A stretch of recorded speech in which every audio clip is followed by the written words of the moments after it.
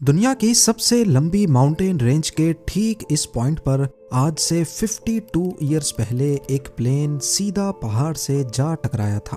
हैरत की बात तो ये थी कि प्लेन टकराने के फौरन बाद कहीं गायब हो गया। ये 8,900 किलोमीटर लंबी साउथ अमेरिका की एंडीज माउंटेन रेंज है, जहां 15,000 फीट ऊंचे पहाड़, नाकाबिले बर्दाश्त ठंड और खामोशी के अलावा कुछ नहीं मिलता। कई दिनों तक जब जहाज का ना मलबा मिला ना ही कोई डेड बॉडीज, तो अथॉरिटीज के सामने ये बात क्लियर हो गई कि अब कोई पैसेंजर नहीं बचा होगा। लिहाजा उन्होंने सर्च ऑपरेशन बंद करने का ऐलान कर दिया। न्यूज मीडिया में भी अगले कुछ दिनों तक प्लेन क्रैश की बातें चलती रहीं और उसके बाद सब कुछ आहिस्ता आहिस्ता वापस नॉर्मल होने लगा।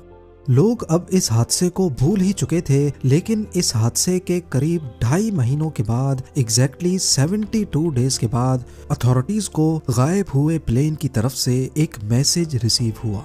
ज़ेम टीवी की वीडियोस में एक बार फिर से खुशामदीद। नाजरीन, ये यूरुग्वाय एयरफोर्स की फ्लाइट 571 थी, जिसने रियल लाइफ में एक चमत्कार, एक मुआजिजा करके इतिहास में हमेशा हमेशा के लिए अपना नाम लिखा है।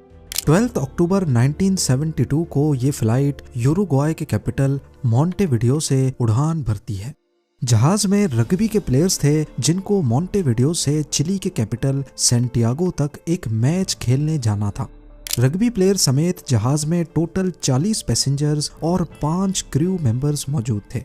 टेक ऑफ के बाद अभी जहाज अर्जेंटीना के ऊपर ही पहुंचा था कि अचानक मौसम की खराबी की वजह से उनको अर्जेंटीना के शहर मेंडोजा में लैंड करना पड़ा। कैप्टन ने यह फैसला इस वजह से किया क्योंकि अर्जेंटीना और चिली के दरमियान दुनिया की सबसे ऊंची एंडीज माउंटेन रेंज दीवार बनकर खड़ी है। यहाँ के ऊंचे पहाड़ वैसे ही काफी खतरनाक हैं और मौसम की खराबी में इनके ऊपर से गुजरना खतरे से खाली नहीं था। पायलट का प्लान था कि एक रात मेंडोजा में ही गुजारी जाए और फिर अगले दिन मौसम ठीक होने पर एंडीज के पहाड़ों को पार किया जाए। पर क्या मालूम था पायलट और तमाम पैसेंजर्स को कि अगले दिन उन पर कौन सी मुसीबत टूटने वाली है। अगले दिन यानी फ्राइडे 13 अक्टूबर को फ्लाइट 571 ने मेंडोजा से टेक ऑफ किया। मैप पे देखा जाए तो मेंडोजा और उनकी मंजिल सैंटियागो के बीच सिर्फ 180 किलोमीटर का फासला है, लेकिन इन 180 किलोमीटर्स में सिर्फ एंडीज की 15,000 फीट ऊंची पीक्स हैं। लिहाजा फ्लाइट का प्लान रूट कुछ इस तरह का था कि पहले जहाज मेंडोजा के साउथ में जाएगा, अपनी हाइट गेन करेगा और फिर प्लेंचोन पास के बराबर पहुंचकर एंडीज की तरफ टर्न करके इन खतरनाक पहाड़ों को क्रॉस करेगा और फिर चिली के शहर कुरिको से दोबारा टर्न करके सीधा सैंटियागो पे जाकर लैंड करेगा। फ्लाइट 571 के पायलट ने इसी रूट पर 50 के करीब फ्लाइट्स कंप्लीट कर रखी थी, लिहाजा उनको अपने आप पर काफी भरोसा था। मेंडोजा से टेक ऑफ करते ही प्लान के मुताबिक जहाज साउथ की तरफ रवाना हुआ। जहाज की हाइट गेन करने के दौरान पायलट ने नोटिस किया कि बादलों की एक मोटी लेयर ने नीचे का सारा मंजर छुपा दिया है। अब इस कंडीशन में पायलट ने कंट्रोल टावर से राब्ता जोड़ लिया, जो रडार पे देखकर रेडियो के जरिए पायलट को उसकी लोकेशन बताते रहेंगे। कंट्रोल टावर के अलावा एक और तरीके से भी पायलट अपनी लोकेशन का अंदाजा लगा सकते हैं। इसमें एयरक्राफ्ट की आखिरी नोन लोकेशन को मद्देनजर रखते हुए एयरक्राफ्ट की स्पीड के जरिए कैलकुलेशन करके अपनी करंट लोकेशन का अंदाजा लगाया जाता है। इस तरीके को एविएशन की जबान में डेड रेकनिंग कहा जाता है। जैसे ही फ्लाइट 571 प्लेंचोन पास के पैरेलल पहुंच गई तो उन्होंने राइट टर्न ले लिया। अब ये 18,000 फीट की ऊंचाई पर एंडीज के पहाड़ों के ऊपर से गुजर रहे थे। ऊपर नीला आसमान और नीचे सफेद बादल। पायलट पूरी तरह से Santiago air traffic control tower पे डिपेंडेंट था। जैसे ही वो प्लेंचोन पास के करीब पहुंचे तो फ्लाइट 571 कंट्रोल टावर के रडार से गायब हो गई। ये एक नॉर्मल बात थी क्योंकि पहाड़ों की वजह से रडार के सिग्नल्स बहुत कमजोर थे। इस मौके पर को पायलट ने डेड रेकनिंग के जरिए अपनी लोकेशन कैलकुलेट की और 3:21 पे सैंटियागो कंट्रोल टावर को रेडियो किया कि हम 1 मिनट के बाद चिली के शहर कुरिको के ऊपर पहुंच जाएंगे और उनसे अपनी ऊंचाई कम करने की परमिशन मांगी। अब नॉर्मली प्लेंचॉन पास से कुरिको तक पहुंचने में जहाज को 11 मिनट लगते हैं, लेकिन उन्होंने ये फासला सिर्फ 3 ही मिनटों में कवर कर लिया था। ये चीज कंट्रोल टावर में बैठे स्टाफ को कुछ समझ नहीं आई, लेकिन क्योंकि उनके पास भी फ्लाइट 571 रेडार पे शो नहीं हो रही थी, इसी वजह से उन्होंने एयरक्राफ्ट को डिसेंड करने की परमिशन दे दी। पर उनको इस बात का बिल्कुल भी अंदाजा नहीं था कि असल में को पायलट ने जहाज की जो लोकेशन कैलकुलेट की थी वो गलत थी। पायलट समझ रहा था कि वो कुरिको के ऊपर है, लेकिन असल में वो उस वक्त प्लेंचॉन पास क्रॉस कर रहे थे।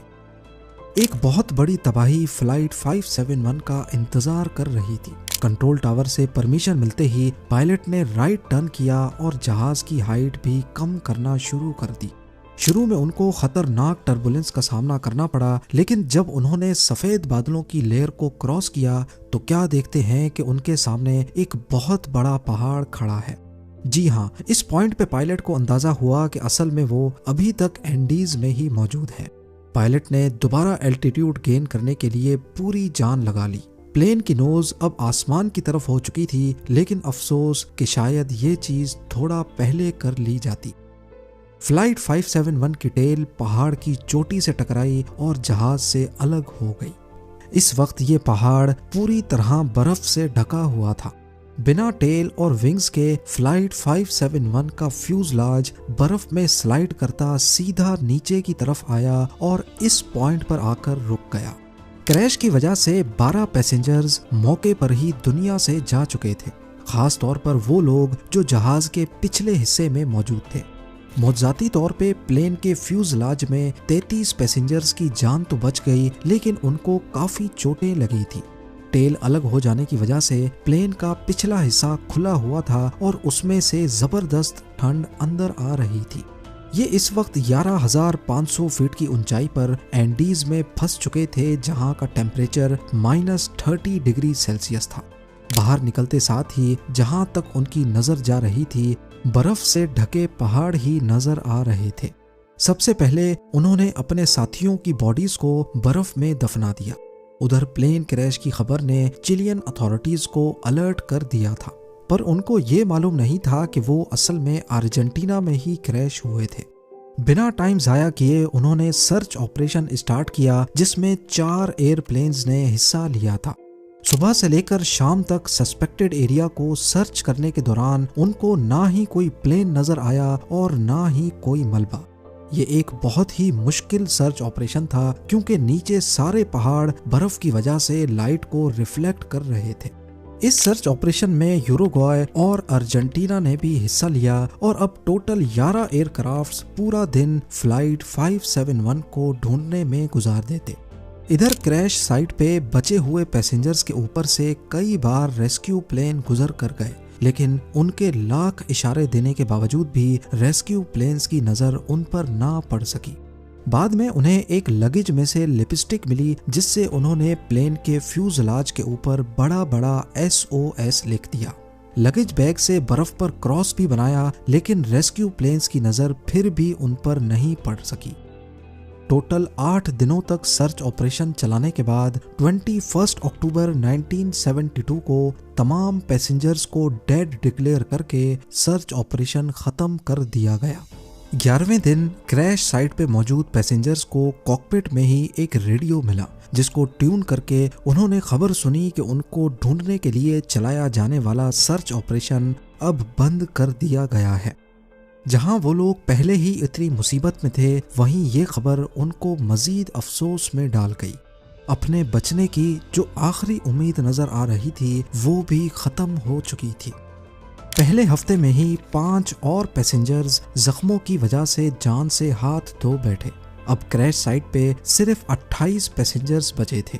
उन्होंने जहाज के मलबे और लगेज को इकट्ठा करके प्लेन के फ्यूजलाज को बंद किया ताकि ठंड से बचा जा सके। उन्होंने कॉकपिट के प्लास्टिक वाइजर को काटकर अपने लिए ग्लासेस भी बनाए, जो कि बर्फ से रिफ्लेक्ट होने वाली लाइट से कुछ हद तक बचा रहे थे।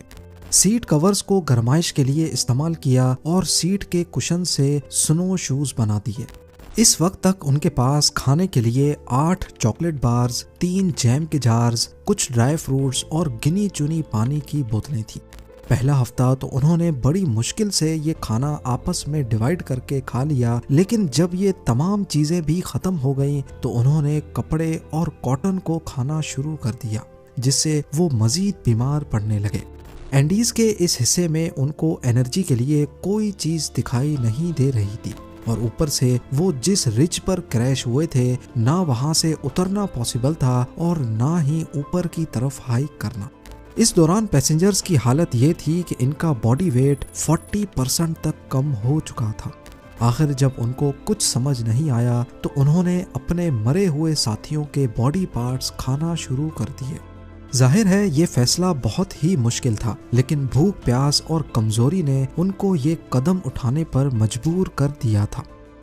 क्रैश के 17 दिनों के बाद 29 अक्टूबर को अचानक रात के वक्त एवलांच आया और उसने फ्यूजलाज पर बुरी तरह हमला किया।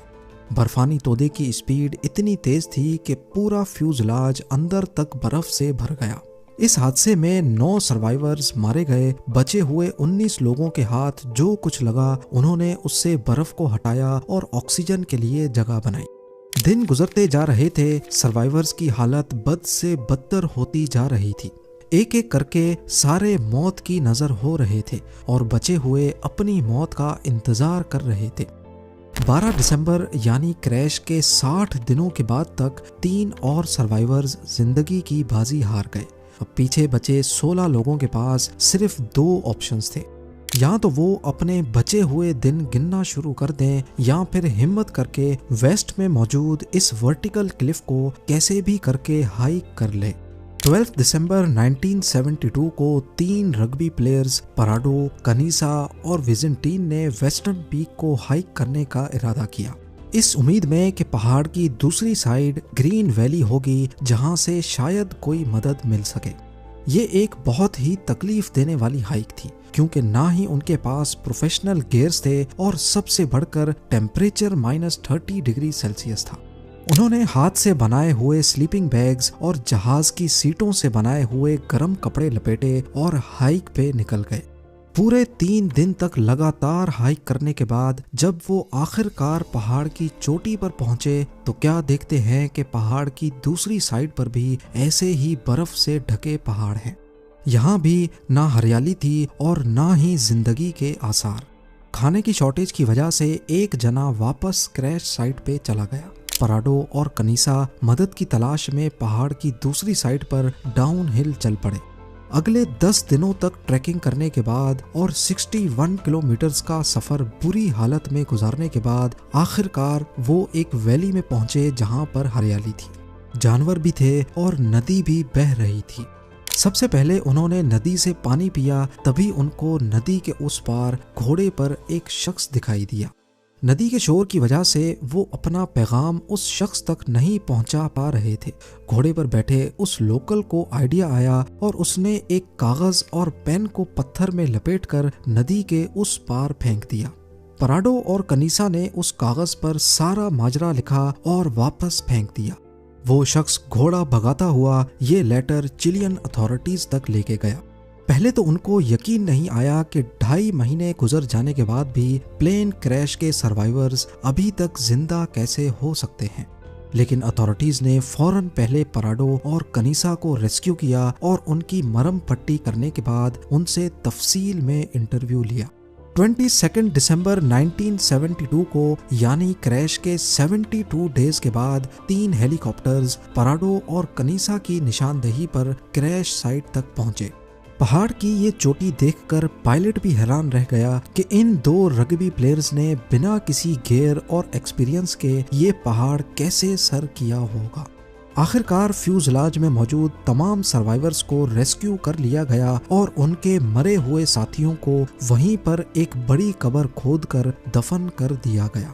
उस कब्र के ऊपर कुछ पत्थर रखकर एक मेमोरियल बनाया गया जो उसी हालत में आज तक वहां पर मौजूद है। ये मेमोरियल आज भी हमें याद दिलाता है कि अगर इंसान हिम्मत नहीं हारे तो बड़ी से बड़ी मुसीबत को हरा सकता है। उम्मीद है ज़ेम टीवी की ये वीडियो भी आप लोग भरपूर लाइक और शेयर करेंगे। आप लोगों के प्यार भरे कमेंट्स का बेहद शुक्रिया। मिलते हैं अगली शानदार वीडियो में।